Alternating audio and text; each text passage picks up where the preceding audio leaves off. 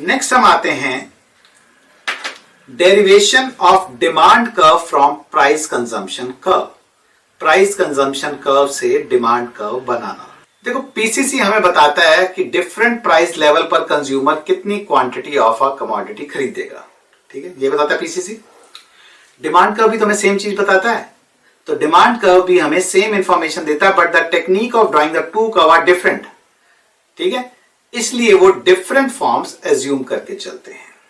जैसे price consumption curve में x और वाई एक्सिस पर हमने क्या लिया, इधर क्वांटिटी एक्स ली, इधर quantity of Y Lee.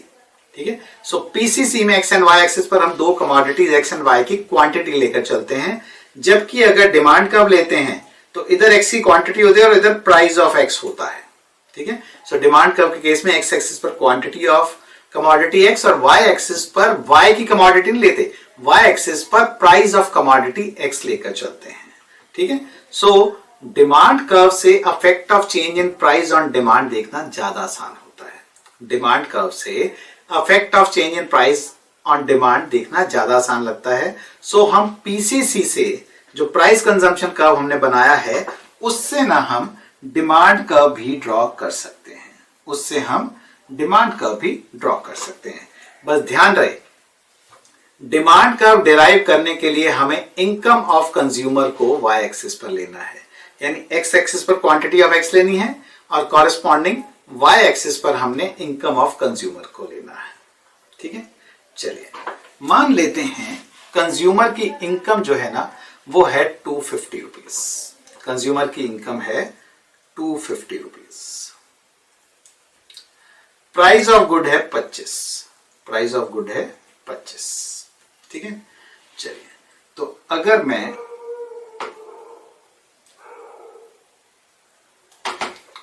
X axis पर बजट लाइन ड्रॉ करूं, ठीक है, और वाई एक्सिस पर लूं, तो एक्स का प्राइस अगर 25 है तो इसका मतलब एक्स की वो कितनी यूनिट्स खरीद पाएगा, 10। और अगर एक्स की एक भी नहीं खरीदता, वाई की कितनी खरीद पाएगा, उसके लिए हमें वाई का प्राइस पता होना चाहिए। बट हमें वाई का प्राइस नहीं पता, और मैंने क्या बताया कि हमने वाई एक्सिस पर वाई की कमोडिटी नहीं लेनी, हमने वाई एक्सिस पर क्या लेना है, इनकम ऑफ द कंज्यूमर लेनी है। So when income of consumer 250 है, ठीक है, तो कुछ नहीं खरीदता तो उसके हाथ में इनकम 250 की 250 है, और 10 यूनिट खरीदता है तो उसके हाथ में कुछ नहीं बचेगा। ठीक है, इन दोनों पॉइंट्स को ज्वाइन किया, ये बन गई हमारी बजट लाइन।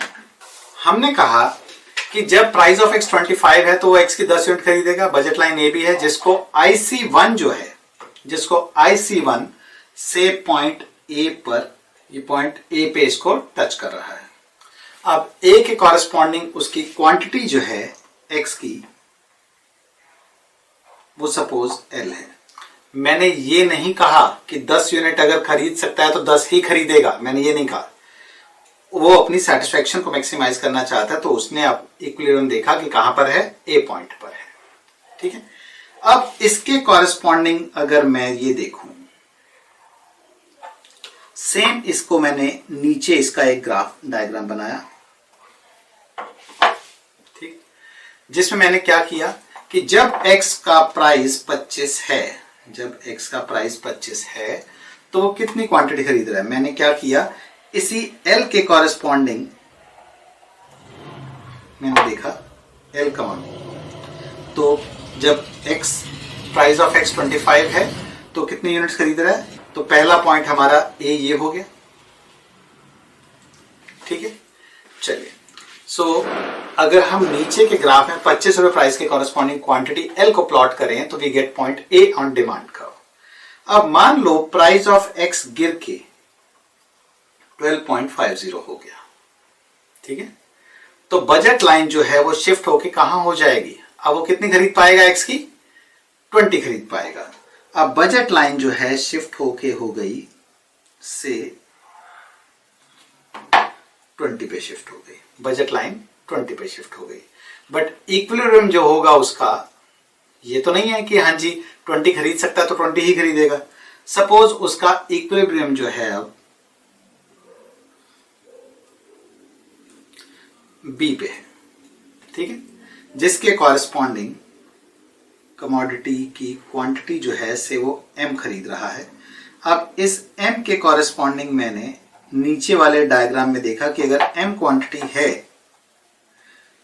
ठीक है, m क्वांटिटी को प्लॉट किया तो ये m क्वांटिटी कितने प्राइस के कॉरेस्पॉन्डिंग 12.5, तो 12.5 सपोज प्राइस इसका आधा है, तो ये हो गया।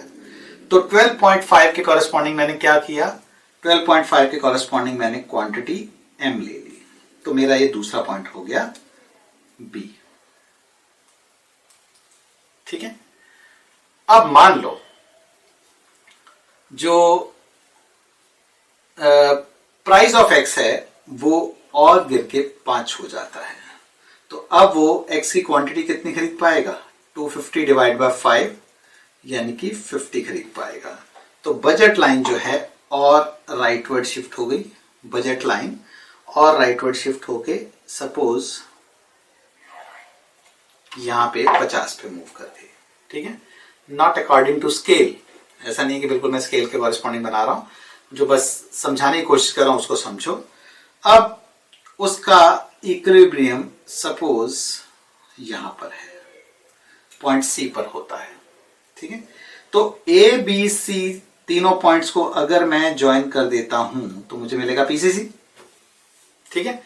अब सी पॉइंट के कॉरेस्पॉन्डिंग क्वांटिटी कितनी है, सी पॉइंट के कॉरेस्पॉन्डिंग क्वांटिटी है सपोज n, और इसी को मैंने नीचे तक ले गया n तक, तो 5 जो प्राइस था वो यहां था, 5 था, 10 था, 15 था, इस तरह से 5 के कॉरेस्पॉन्डिंग क्वांटिटी मेरी ये पॉइंट सी आ गया। इन तीनों पॉइंट्स को अगर मैं ज्वाइन करता हूं तो ये जो ग्राफ मुझे मिलेगा that will be the demand curve, ठीक है। सो ए बी सी तीनों पॉइंट्स मुझे मिल गए, इन तीनों पॉइंट्स को मैं अगर प्लॉट करता हूं तो इनको ज्वाइन करने से मुझे क्या मिलेगा, डिमांड कर्व मिल जाएगा, ठीक है जी। क्लियर है बात? अगर डाउट है तो मैं दोबारा एक्सप्लेन कर देता हूं मैंने क्या बोला। चलो एक बार इसको ब्रश अप कर लेते हैं। मैंने कहा मेरे पास इनिशियली मैंने y एक्सिस पे इनकम ऑफ द कंज्यूमर ली है, वो 250 है, 250 ही रहेगी। डायग्राम दोबारा बना के दिखा दूं, चलो इसी में समझ लेते हैं। मैंने कहा कि 250 इनकम थी, बजट लाइन थी, से फर्स्ट वाली बी थी, दूसरे वाली B1 थी, या फर्स्ट B1 थी, सेकंड B2 थी, थर्ड जो थी B3 थी। तो बजट लाइन B1 जो है इन डिफरेंस का IC1 इसका टैंजेंट है पॉइंट A पे, ठीक है। इसके कॉरेस्पॉन्डिंग क्वांटिटी मुझे नहीं पता कितनी है, मैंने उसको मान लिया कि L क्वांटिटी है, तो OL कंजम्पशन वो कर रहा है प्रोडक्ट X की। इसका मतलब 25 के कॉरेस्पॉन्डिंग OL कंजम्पशन है, 25 के कॉरेस्पॉन्डिंग कंजम्पशन जो है OL है, तो मैंने 25 प्राइस के कॉरेस्पॉन्डिंग OL कमोडिटी की कंजम्पशन को लेते हुए ये पॉइंट A ड्रॉ कर लिया, ये मेरा पॉइंट A हो गया। अब मैंने कहा कि इनकम ऑफ द कंज्यूमर 250 ही है, बट प्राइस ऑफ X गिर के 12.50 हो गया है, जिससे उसकी बजट लाइन राइटवर्ड शिफ्ट होकर B2 हो गई है। अब बजट लाइन B2 हो गई है तो नया इक्विलिब्रियम सपोज पॉइंट B पे आ गया। अब ये B पॉइंट के कॉरेस्पॉन्डिंग हमारी जो क्वांटिटी आ रही है वो आ रही है OM, जो क्वांटिटी आ रही है दैट इज OM। अब OM क्वांटिटी को मैंने नीचे लिया और उसको 12.50 के कॉरेस्पॉन्डिंग प्लॉट कर लिया, OM क्वांटिटी को 12.50 प्राइस के कॉरेस्पॉन्डिंग प्लॉट कर लिया। इन द सिमिलर वे हमने प्राइस ऑफ X को गिरा के 5 कर दिया, इनकम ऑफ कंज्यूमर 250 है, क्वांटिटी 50 हो गई, इससे बजट लाइन और स्लोप डिफरेंट होके ये B3 पे शिफ्ट हो गई। नया इंडिफरेंस का IC3 जो है इसको C पॉइंट पे टेंजेंट है, तो नया इक्विलिब्रियम हमारा पॉइंट C पे आ गया। C के कॉरेस्पॉन्डिंग क्वांटिटी मैंने ऑब्जर्व की कितनी है, ON क्वांटिटी है, तो मैंने 5 प्राइस के कॉरेस्पॉन्डिंग ON क्वांटिटी को प्लॉट करते हुए पॉइंट C निकाल लिया। ये 12.50 इसके कॉरेस्पॉन्डिंग लिया था, 25 के कॉरेस्पॉन्डिंग मैंने पॉइंट ये OL को प्लॉट किया, फिर OM को, फिर ON।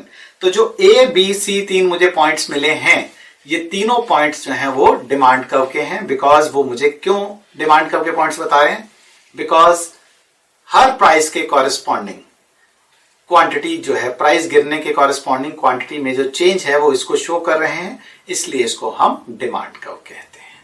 ठीक है, चलिए तो मालूम चल गया डिमांड कर्व को डिराइव किस तरह से किया जाता है। जो है ना deriving the individual demand curve, इस कॉन्सेप्ट को लेके ना मल्टीपल चॉइस क्वेश्चंस बनाए जाएंगे। वो किस तरह से बन सकते हैं कि अगर प्राइस कंजम्पशन कर्व के ये ABC पॉइंट हैं, मतलब जैसे आपको डायग्राम दे दिया कि प्राइस कंजम्पशन का एक डायग्राम बना के दे दिया और आपको ये बोल दिया जाए कि उसके नीचे 3 डायग्राम या 4 डायग्राम अलग से दे रखे हैं और आपसे पूछा जाए कि इसके कॉरेस्पॉन्डिंग बताओ कि डिमांड कर्व जो है वो कौन सा वाला सही है। ठीक है, तो आपको देखना होगा कि जो हर प्राइस के कॉरेस्पॉन्डिंग, यानी कि प्राइस ऑफ एक्स इतना था तो उसके कॉरेस्पॉन्डिंग क्वांटिटी कितनी थी, प्राइस ऑफ एक्स इतना था तो उसके कॉरेस्पॉन्डिंग इसकी क्वांटिटी कितनी थी। तो जो भी प्राइस के कॉरेस्पॉन्डिंग हमारे डिमांड को एक्सप्लेन बता रहा होगा, उन सारे पॉइंट्स को ज्वाइन करने वाला कर्व जो होता है डिमांड कर्व होता है। ठीक है, अब हम आते हैं breaking of price effect into the income and substitution effect. अब ये प्राइस इफेक्ट को इनकम और सब्स्टिट्यूशन इफेक्ट में चेंज करने का क्या मतलब हुआ। ठीक, अब मतलब प्राइस इफेक्ट क्या था, और प्राइस इफेक्ट का मैंने मतलब बताया आपको, प्राइस कंजम्पशन कर्व से मालूम चलता है कि अगर price of one commodity change होता है, price of any one commodity change होता है तो उससे इक्विलिब्रियम ऑफ द कंज्यूमर पे क्या चेंज आता है। तो बस जो इक्विलिब्रियम में चेंज आ रहा है वो क्यों आ रहा है, ठीक है, मतलब उसके पीछे रीजन क्या है। तो फर्स्ट केस हम इसमें देखते हैं नॉर्मल गुड्स का। ठीक है, breaking up the price effect into income and substitution effect. First case normal goods का, यानी कि जिसमें direct relationship between quantity demanded and consumer income हो, यानी कि कंज्यूमर ज्यादा खरीदेगा अगर इनकम बढ़ती है, कम खरीदेगा अगर इनकम कम होती है। इसको भी हम डायग्राम से ही करेंगे। मान लो इनिशियल बजट लाइन जो है that is MA initial budget line है, MA इनिशियल बजट लाइन है, जिसको कि कर्व IC1 जो है पॉइंट E1 पर टेंजेंट है। ठीक है, consumer OX1 units of commodity X and E1X1 OX1 commodity X की खरीद रहा है एंड E1X1 मतलब ऐसे तो इतनी है, आप इसको OY1 भी कह सकते हैं, बट सिंपली OY1 किसके बराबर है, E1X1 के बराबर ही है। तो हम ये भी कह सकते हैं कि कंज्यूमर जो है E1X1 ऑफ कमोडिटी Y खरीद रहा है। ठीक है, चलिए अब मान लेते हैं कि गुड X का प्राइस गिर जाता है, गुड X का प्राइस गिर जाता है। X का प्राइस गिरने का इंपैक्ट क्या आएगा, X का प्राइस गिरने का इंपैक्ट ये आएगा कि बजट लाइन जो है वो शिफ्ट हो जाएगी, बजट लाइन जो है राइटवर्ड शिफ्ट हो जाएगी से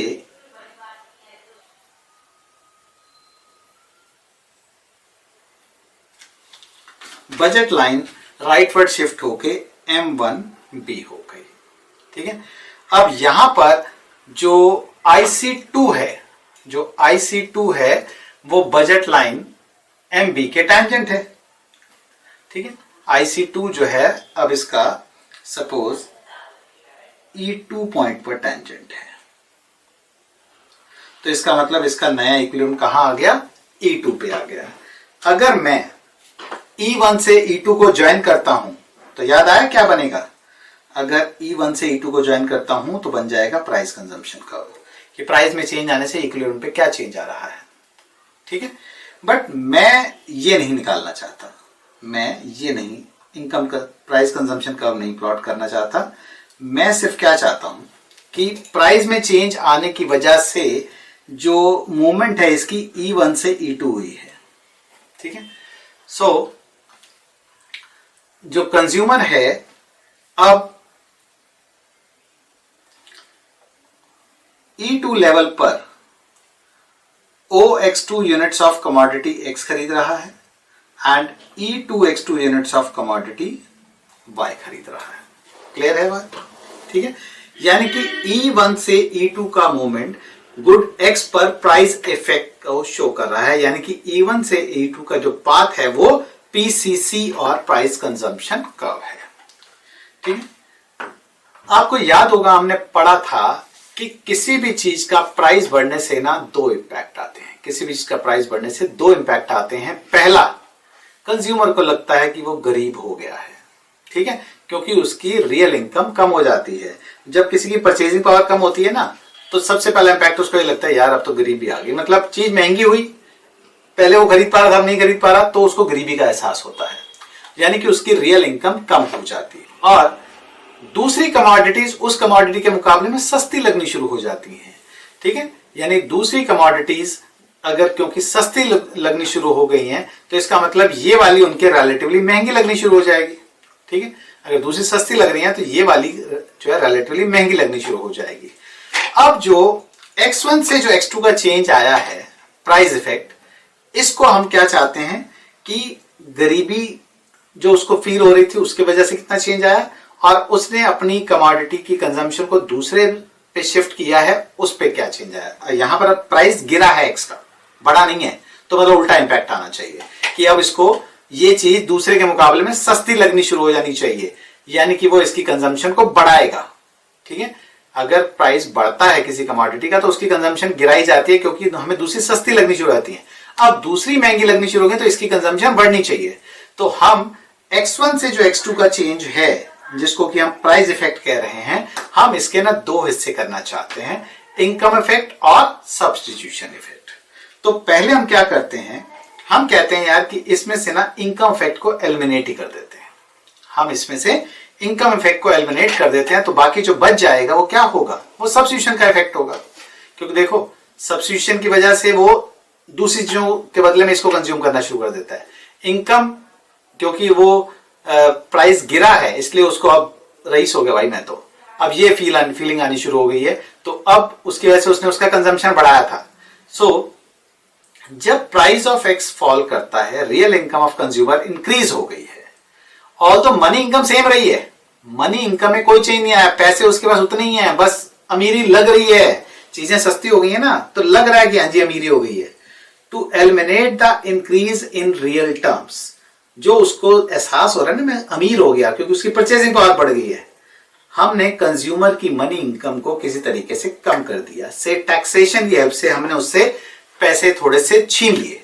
अब जैसे ही पैसे छीने, अब उसकी बढ़ी हुई मतलब कम प्राइस पर भी उसको चीज उतनी ही खरीद पाएगा। अगर मान लो मैं ये कहता हूं कि पहले 100 रुपए थे मेरे हाथ में, मैं 10 रुपए वाली 10 यूनिट्स खरीद पाता था, कमोडिटी का प्राइस हो गया 8 रुपए, मैंने उसकी 12.5 यूनिट्स कंज्यूम करने का सोचा, गवर्नमेंट ने मेरे ऊपर टैक्स लगा दिया 20 रुपए का, मेरी इनकम कितनी रह गई 80 रुपए। 8 रुपए से मैंने सपने देखे थे कि 12.5 यूनिट्स खरीद पाऊंगा मैं, बट जैसे ही टैक्स लगा तो मैं अब 80 रुपए में 8 रुपए वाली फिर से 10 यूनिट ही खरीद पाऊंगा, यानी कि मेरी मनी इनकम को कम कर दिया, ताकि जो मेरे हवा भरी थी ना मेरे अंदर कि मेरी इनकम बढ़ गई है, उसको रियल टर्म्स में हमने कंज्यूमर की इनकम को बराबर कर दिया। अब जैसे ही उसकी इनकम को हमने कम किया तो बजट लाइन पर क्या इंपैक्ट आएगा। जैसे ही हमने उसकी मनी इनकम को कम किया तो उसकी बजट लाइन जो है लेफ्टवर्ड शिफ्ट हो जाएगी। ठीक है, उसकी बजट लाइन लेफ्टवर्ड शिफ्ट हो जाएगी। मनी इनकम को कितना कम करना है, मनी इनकम को इतना कम करना है कि कंज्यूमर जो सोच रहा था ना कि मैं ज्यादा खरीद पाऊंगा, वो ज्यादा ना खरीद पाए। ठीक है, यानी मनी इनकम को इतना कम किया कि कंज्यूमर वापस अपने ओरिजिनल सेटिस्फेक्शन लेवल वाला जो कर्व था, सेम कंजम्पशन लेवल पे नहीं बोल रहे हम कह रहे हैं कि ओरिजिनल इंडिफरेंस कर्व IC1 पर पहुंच जाए। अब मान लो हमने जैसे ही उसकी बजट इसको कम किया मैंने, तो से उसका इक्विलिब्रियम मैंने बजट लाइन पैरेलल एक और ड्रॉ की, जिससे कि अब उसका जो ओरिजिनल IC1 कर्व था ना, वो इसको पॉइंट E3 पर टच कर रहा है। ठीक है, जो पॉइंट E3 है इस पर टच कर रहा है। अब इससे क्या हुआ, अगर साफ नहीं लग रहा तो मैं दोबारा बना देता हूं ये बजट लाइन। मैंने कहा है कि B1 के कॉरेस्पॉन्ड B के कॉरेस्पॉन्डिंग मैंने नई B1 या B' एक लाइन प्लॉट कर दी। अब इस तरह से मैंने उसको पैरेलल शिफ्ट किया है कि वो किसी ना किसी पॉइंट पर जो IC1 है ना उसको फिर से टेंजेंट हो। से वो पॉइंट जो है E3 है।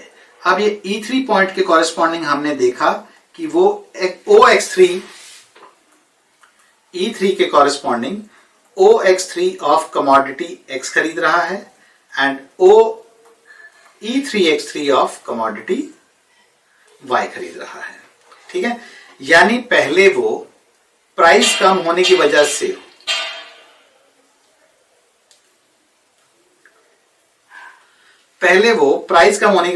X1 से उसने X2 तक कंजम्पशन बढ़ा दी थी, पर अब इनकम कम होने की वजह से उसने अपनी कंजम्पशन X2 से वापस X3 पे ले आया है। यानी अब एक्चुअल में जो कंजम्पशन बढ़ी है वो सिर्फ कितनी बढ़ी है, X1 X3 बढ़ी है।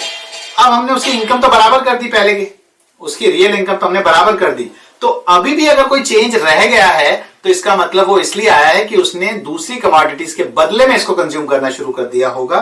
तो ये जो X1 X3 का चेंज आया है ना, that is substitution effect, that is substitution effect. अब आप बोलोगे हमने टैक्सेशन से हमने ब्रेक कहां किया, हमने तो सीधा सीधा उसका मनी जो इनकम इफेक्ट था उसको एलिमिनेट ही कर दिया। तो हमने बोला प्राइस इफेक्ट में से इनकम इफेक्ट को एलिमिनेट कर दो तो बाकी बच जाएगा सब्स्टिट्यूशन।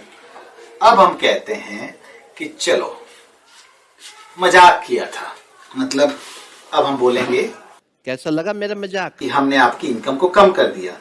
अब हम क्या करेंगे, हम उसकी इनकम को ना रीस्टोर कर देंगे।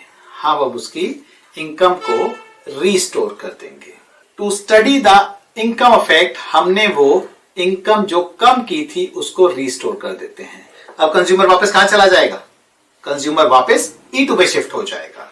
ठीक है, तो IC1 के E3 पॉइंट से वापस IC2 के E2 लेवल पर पहुंच जाएगा और जो कंजम्पशन है वापस OX3 से कहां शिफ्ट हो जाएगी, OX3 से OX2 पे शिफ्ट हो जाएगी। तो इसका मतलब यह हुआ कि जो X1 से X3 का चेंज था, जो X1 से X3 का चेंज था वो तो था सब्स्टिट्यूशन की वजह से, तो बाकी जो X3 से X2 का चेंज है वो क्या है, वो इनकम की वजह से है। सो X3 X2 क्या हो गया, इनकम इफेक्ट हो गया। X3 X2 क्या हो गया, हमारा इनकम इफेक्ट हो गया। तो इससे हमें यह मालूम चला कि X1 X2 is equal to X1 X3 plus X3 X2, where X1 X2 क्या था, प्राइस इफेक्ट था, X1 से X3 क्या था, सब्स्टिट्यूशन इफेक्ट यानी कि SE था, एंड X3 X2 क्या था, ये हमारा इनकम इफेक्ट था। सो नॉर्मल गुड्स के केस में सब्स्टिट्यूशन इफेक्ट और इनकम इफेक्ट दोनों ही पॉजिटिव होते हैं। ठीक है, यानी कि जब हम ब्रेक करते हैं तो प्राइस इफेक्ट के दो टुकड़े हो जाते हैं, एक आ जाता है, मतलब एक टुकड़ा आ जाता है जो सब्स्टिट्यूशन इफेक्ट होता है और दूसरा टुकड़ा जो आ जाता है वो इनकम इफेक्ट हो जाता है। ठीक है, चलिए अब ये केस किसका था, ये केस था हमारा नॉर्मल गुड्स का। अब हम आते हैं अगर केस हो इंफीरियर गुड्स का। ठीक है, केस 2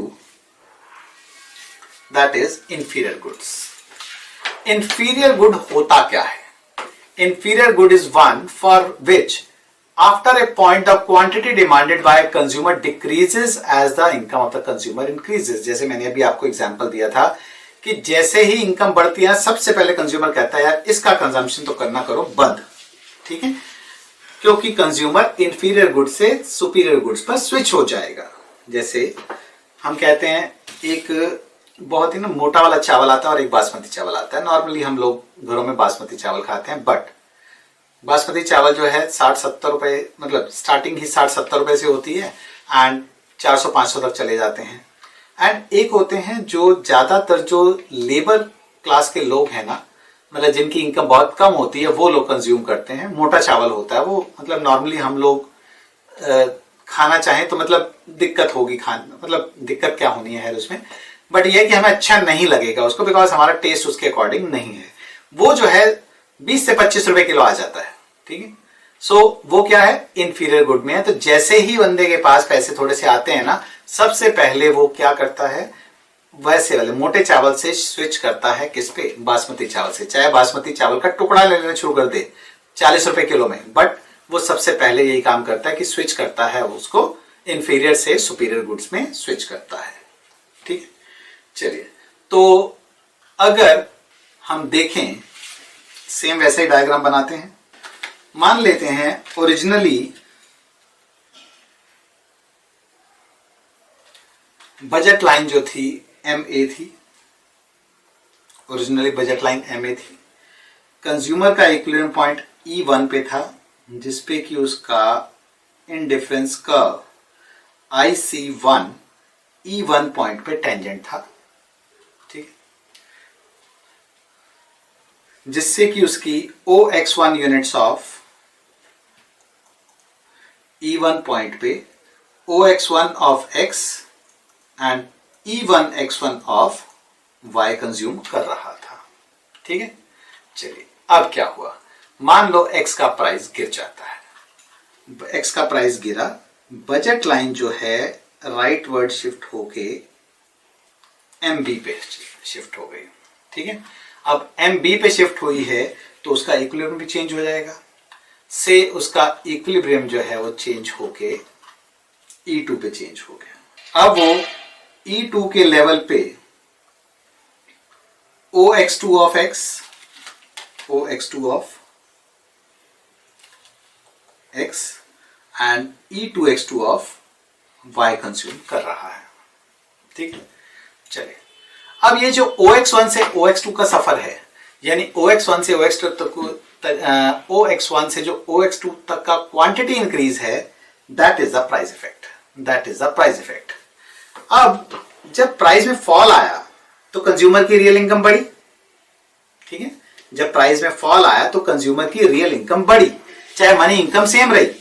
तो हम सबसे पहले क्या करते हैं, to study the substitution effect, हम उसकी मनी इनकम को कम कर देते हैं ताकि वापस अपनी औकात पे पहुंच जाए, वो रियल इनकम के टर्म में वापस अपने ओरिजिनल लेवल पे पहुंच जाए। और कैसे करते हैं ये, से हम उसको बाय टैक्सेशन उसकी हमने इनकम को कम कर दिया।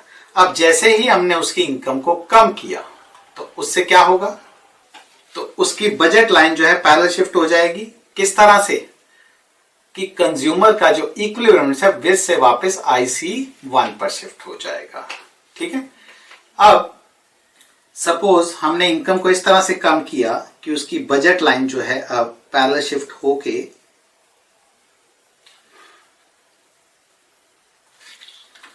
पुराने वाले को E3 पर कट कर रही है, जिससे कि उसका X3 जो है E3 पर OX3 of X3 X and E3X3 of Y वो कंज्यूम कर रहा था। ठीक है, चलिए इसका मतलब ये हुआ कि जो X1 से X3 का चेंज आया है, ठीक है, हमने देखा कि अब उसका इक्विलिब्रियम वापस शिफ्ट हो कहां हो गया, E1 से E3 हो गया है। तो कंज्यूमर ने क्या किया, इंफीरियर गुड की डिमांड को बढ़ाकर OX1 से OX3 कर दिया, क्योंकि वो रिलेटिवली चीपर हो गया है Y के कंपैरिजन में। तो ये जो X1 X3 आया है ना, that is the substitution effect, जो कि प्राइस इफेक्ट से भी ज्यादा है। प्राइस इफेक्ट क्या होता था, X1 X2 था, ये सब्स्टिट्यूशन इफेक्ट जो है प्राइस इफेक्ट से भी ज्यादा है। तो अब इनकम इफेक्ट को, हमारा substitution effect is more than price effect, and अब इनकम इफेक्ट को समझने के लिए हमने वापस मनी इनकम जो कम की थी उसे रिस्टोर कर दिया, एंड कंज्यूमर वापस कहां चला गया, E2 पे चला गया, यानी कि अब वो वापस X1 से X2 पे आ गया है। ठीक है, तो इंफीरियर गुड की डिमांड को उसने कम करके OX3 से वापस OX2 कर दिया। तो ये जो X3 से X2 का डिक्रीज आया है ना, यानी कि एक तरह से माइनस जो चेंज आया है, माइनस ऑफ X2 X3, ये हमारा क्या है, ये हमारा है इनकम इफेक्ट, ये हमारा है income effect. So X3 X2 due to fall in price of inferior good जो है इनकम इफेक्ट है। तो हमने देखा कि जो प्राइस इफेक्ट X1 X2 था, उसके लिए हमने क्या किया, X1 X3 में से X2 X3 माइनस कर दिया। तो X1 X2 क्या था, प्राइस इफेक्ट था, and that is equal to substitution effect plus में इनकम इफेक्ट। तो वह ये बात तो प्रूव हो गई कि प्राइस इफेक्ट का ब्रेकअप जो होता है वो that is substitution effect plus income effect होता है। बट यहां पर इनकम इफेक्ट जो है वो क्या है, नेगेटिव है। ठीक है, अब यहां पर ना strength of substitution effect x1 x3 जो था relatively stronger than income effect था। जो स्ट्रेंथ ऑफ सब्स्टिट्यूशन इफेक्ट यानी सब्स्टिट्यूशन इफेक्ट ज्यादा था, इनकम इफेक्ट नेगेटिव था बट कम था, जिसकी वजह से क्वांटिटी डिमांडेड प्राइस कम होने की वजह से इंक्रीज हुई है। अगर मान लो किसी प्रोडक्ट में ऐसा हो कि सब्स्टिट्यूशन इफेक्ट जो है वो इनकम इफेक्ट से भी ज्यादा हो जाए, सॉरी जैसे सब्स्टिट्यूशन इफेक्ट इनकम इफेक्ट से ज्यादा है, फिर तो ठीक है कि सब्स्टिट्यूशन इफेक्ट पॉजिटिव है, इनकम इफेक्ट नेगेटिव है, और सब्स्टिट्यूशन इफेक्ट प्राइस इफेक्ट से इनकम इफेक्ट से ज्यादा है, तो अल्टीमेटली क्वांटिटी डिमांडेड इंक्रीज हुई है। बट अगर क्वेश्चन में मल्टीपल चॉइस में पूछा जा सकता है कि if substitution effect is less than income effect in case of inferior goods, तो बताओ कि जो कंज्यूमर का जो नया इक्विलिब्रियम होगा, इस पर जो क्वांटिटी होगी ये ओरिजिनल क्वांटिटी से ज्यादा होगी, बराबर होगी, कम होगी, और नन ऑफ द अबव। तो इस तरह से आपसे मल्टीपल चॉइस में क्वेश्चन बन सकते हैं, जिसमें आपको जरूरी नहीं है कि पूरा पूरा डायग्राम बनाएं, बट जब तक चीजों की अंडरस्टैंडिंग सही नहीं होगी, जब तक चीजों की अंडरस्टैंडिंग सही नहीं होगी, इन बातों का जवाब देना थोड़ा सा मुश्किल हो जाता है। सो एमसीक्यू ना, कहने को होता है कि एमसीक्यू आसान होते हैं, एमसीक्यू के लिए आपको थॉरो नॉलेज चाहिए होती है, जबकि जो डिस्क्रिप्टिव होता है ना, उसमें क्या होता है, जब थोड़ा बहुत जो भी आता है लिखोगे, कुछ तो स्टेप्स के मार्क्स मिलेंगे। इसमें सीधा है या तो आपको मिलेंगे या फिर आपको नहीं मिलने वाले मार्क्स। ठीक है, मतलब 0 है या जितने भी 2 नंबर के 4 नंबर के जो भी है फुल मिलने वाले हैं। तो ये हमारा केस हो गया in case of inferior goods. Similarly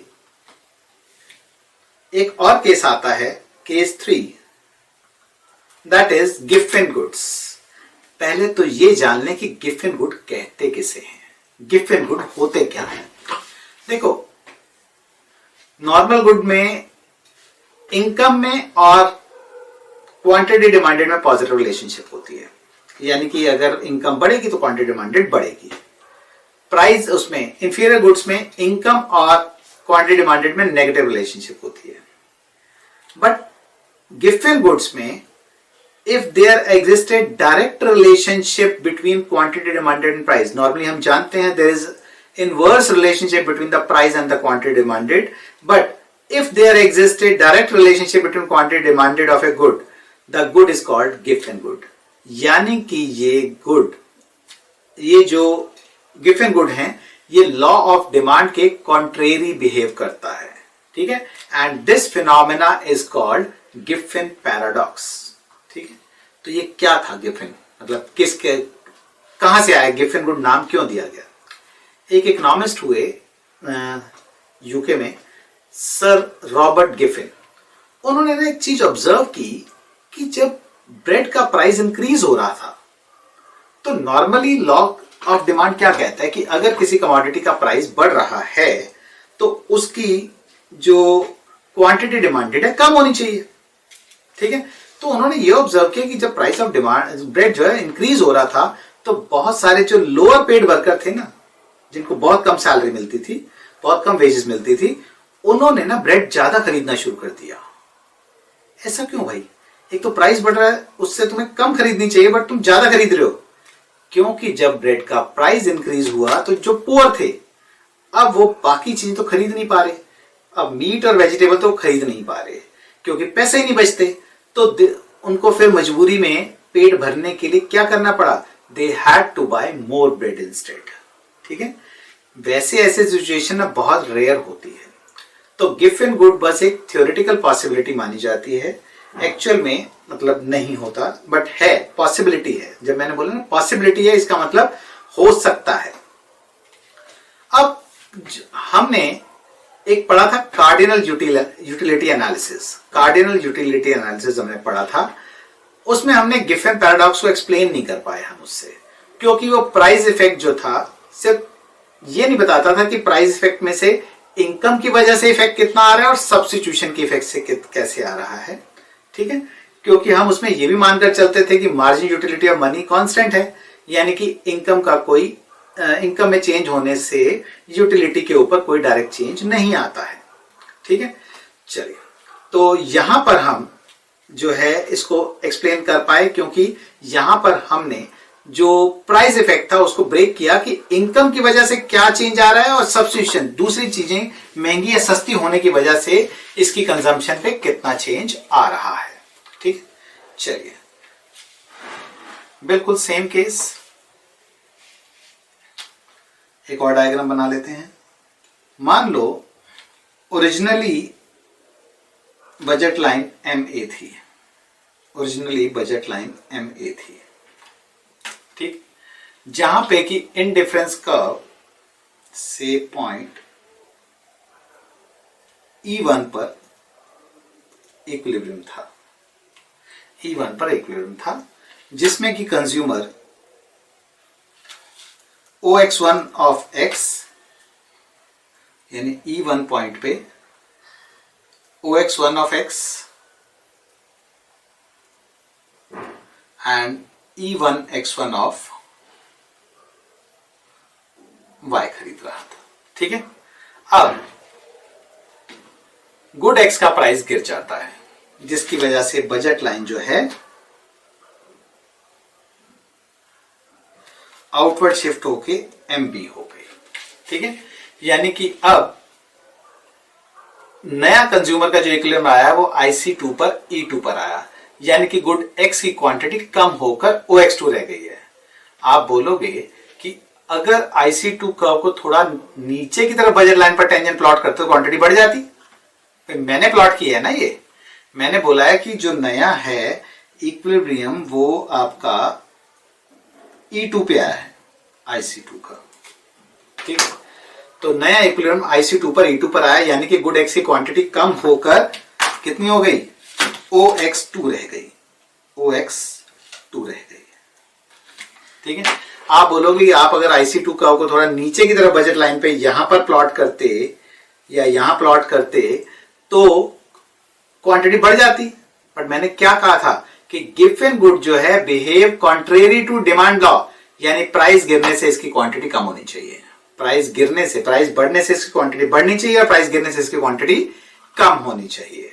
ठीक है, अब ये जो X1 से X2 का चेंज है ये क्या है, प्राइस इफेक्ट है। X1 से X2 का जो चेंज आया है यानी कि नेगेटिव ऑफ X2 X1, ये क्या है, प्राइस इफेक्ट है। अब इस प्राइस गिरने की वजह से कंज्यूमर को क्या लग रहा है कि मेरी रियल इनकम बढ़ गई है। अब इस रियल इनकम के इंक्रीज को एलिमिनेट करने के लिए या to analyse the substitution effect हमने कंज्यूमर की मनी इनकम को कम कर दिया ताकि उसकी रियल इनकम वापस उसी लेवल पे पहुंच जाए, यानी कि बजट लाइन जो है उसकी पैरेलल लेफ्टवर्ड शिफ्ट हो जाए। ये उतनी शिफ्ट होगी कि कंज्यूमर का इक्विलिब्रियम वापस IC1 पर ही आए, बट कहां पर आएगा ये देखना पड़ेगा। ठीक है, वापस आएगा IC1 पर ही। सपोज उसकी इनकम कम हुई इस तरह से कि अब उसका जो इक्विलिब्रियम है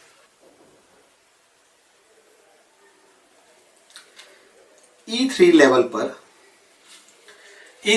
पर आ रहा है, जिसके कॉरेस्पॉन्डिंग वो E3 पर OX3 of X and E3X3 of Y consume कर रहा है। ठीक है, सो जो X1 से X3 का चेंज आया है इसमें हमने उसकी इनकम को तो एलिमिनेट ही कर दिया, बड़ी इनकम को तो एलिमिनेट ही कर दिया। तो जो X1 से X3 का चेंज है वो क्या है, वो है सब्स्टिट्यूशन इफेक्ट। X1 से X3 का जो चेंज है वो क्या है, सब्स्टिट्यूशन इफेक्ट है। ठीक है, सो E1 से जो E3 का चेंज आया है ये बताया था कंज्यूमर चीपर गुड की ज्यादा क्वांटिटी खरीदेगा, यानी कि X1 से X3 का जो चेंज है ये सब्स्टिट्यूशन इफेक्ट है। अब इनकम इफेक्ट को स्टडी करने के लिए हम कंज्यूमर की इनकम को वापस रीस्टोर कर देते हैं ताकि वो वापस कहां मूव हो जाए, E2 पे शिफ्ट हो जाए। अब जैसे कंज्यूमर E2 पर शिफ्ट होगा अपनी गुड की डिमांड को OX3 से कम करके कहां ले जाएगा, OX3 से कम करके वापस वो OX2 पे ले जाएगा। ठीक है, OX3 से OX2 पर ले जाएगा। तो ये जो X3 से X2 का चेंज आया है, या हम इसको कहें कि कम हुआ है तो माइनस X2 X3 कर देते हैं, तो जो X3 X2 का डिक्रीज जो आया है ना, that is the income affect, that is the income affect.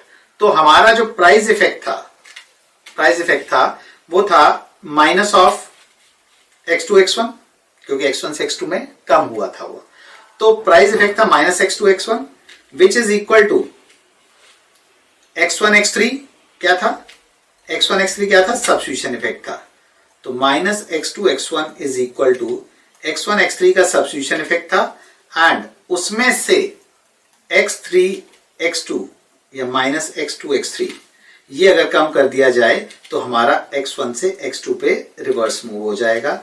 यानी गिफन गुड के केस में जो इनकम इफेक्ट होता है वो stronger than the substitution effect होता है। इनकम इफेक्ट जो होता है वो स्ट्रेंथ जो होती है सब्स्टिट्यूशन इफेक्ट से ज्यादा होती है, जिससे कि अल्टीमेटली प्राइस गिरने पर भी there is a fall in quantity demanded. ठीक है, तो इवन गिफन गुड के केस में भी आपने ये देखा कि सब्स्टिट्यूशन इफेक्ट में तो प्राइस गिरने की वजह से क्वांटिटी डिमांडेड इंक्रीज ही हुई थी। ठीक है, बट इनकम इफेक्ट इतना स्ट्रांग था कि उसने अल्टीमेटली क्वांटिटी डिमांडेड को कम कर दिया। ठीक है, मैं ये बोल रहा हूं कि आपने देखा कि सब्स्टिट्यूशन इफेक्ट में तो उसकी क्वांटिटी E1 से E3 हुई थी, इक्विलिब्रियम E1 से E3 आया था तो क्वांटिटी X1 से X3 हो गई थी। यानी सब्स्टिट्यूशन इफेक्ट में तो प्राइस गिरने की वजह से क्वांटिटी डिमांडेड इंक्रीज हुई थी, बट इनकम इफेक्ट इतना नेगेटिव में स्ट्रांग था कि उसने अल्टीमेटली सब्स्टिट्यूशन इफेक्ट को भी सुपरसीड कर दिया कि जितनी सब्स्टिट्यूशन इफेक्ट की वजह से क्वांटिटी डिमांडेड में इंक्रीज आया था ना, इनकम इफेक्ट की वजह से इतना ज्यादा कम हो गया कि अल्टीमेटली जो डिमांड थी वो कम हो गई। ठीक है, तो ये हो गया हमारा breaking up of price effect into income effect and substitution effect for 3 type of goods, normal goods, inferior goods and Giffen good. अगर ये क्वेश्चन मल्टीपल चॉइस में बनते हैं तो फिर इस तरह से बनते हैं कि अगर गिफन गुड का केस है तो बताओ अल्टीमेटली जो कंज्यूमर का इक्विलिब्रियम है उसमें क्वांटिटी डिमांडेड जो होगी originally before fall in price से कम होगी या ज्यादा होगी। तो गिफन गुड में मैंने क्या बोला, income effect is stronger than the substitution effect but ज्यादा नेगेटिव होता है, जिसकी वजह से क्वांटिटी डिमांडेड कम हो जाती है। तो ये सब चीजें आपको पता होनी चाहिए। ठीक है, सो इसी के साथ हमारा ये जो इनडिफरेंस कर्व एनालिसिस का टॉपिक है ये कंप्लीट होता है।